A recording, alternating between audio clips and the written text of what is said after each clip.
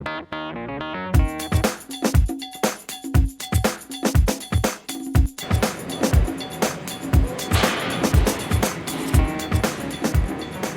bonjour, je m'entretiens actuellement avec Bianca Kennedy, qui est l'organisatrice du Salon de la moto VTT de Québec. Alors bonjour Bianca. Bonjour.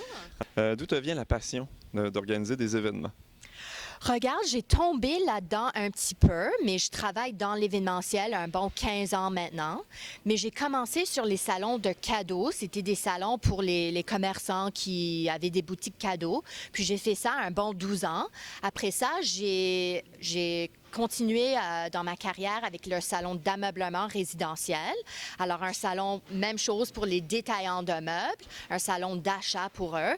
Puis, après 3 ans avec le salon d'ameublement, j'ai venu au salon de la moto qui était quand même super différent, un salon grand public versus un salon business. Puis j'ai vraiment tombé en amour avec, oui, le côté grand public et aussi le côté moto.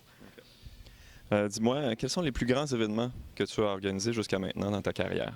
C'est sûr, le salon de la moto est une des plus grandes. On a 150 000 pieds carrés de superficie ici, plus que 100 exposants. Alors quand même, les salons de la moto sont des très gros salons. Aussi, le salon d'ameublement résidentiel, c'était un salon de 300 000 pieds carrés.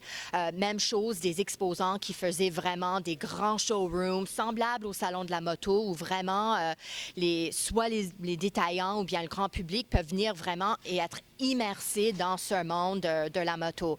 Alors, je dirais c'est quand même un super grand événement, le Salon de la moto. S'attendre comme nouveauté au Salon de la moto cette année? C'est quand même une année très intéressante. Il y a tellement de nouveaux modèles cette année. Les manufacturiers ont vraiment sorti toutes sortes de modèles intéressants, que ce soit des nouvelles technologies ou même des nouvelles catégories. Par exemple, Ducati qui sort un nouveau modèle, la X-Diavel. C'est un modèle style cruiser. C'est vraiment Ducati jusqu'à maintenant, c'est plutôt une compagnie sportive. Alors, ils sortent vraiment avec un cruiser. C'est super intéressant. Ils ont aussi une moto enduro, une moto aventure qui s'appelle la Multistrada 1200 Enduro, aussi une nouvelle catégorie. On voit avec Honda la Africa Twin, tellement attendue, beaucoup de monde qui veulent voir cette moto-là.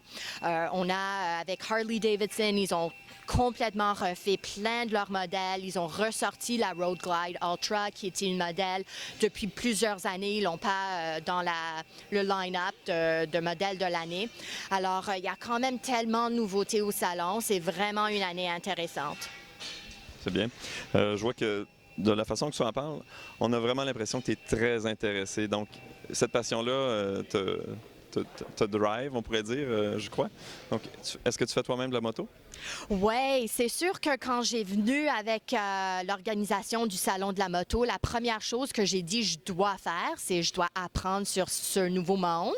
En venant de l'industrie cadeaux et meubles, c'est sûr c'est un autre monde. Alors la première chose que j'ai fait après mon premier salon, aussitôt que le printemps est arrivé, je me suis inscrite pour mon cours de moto.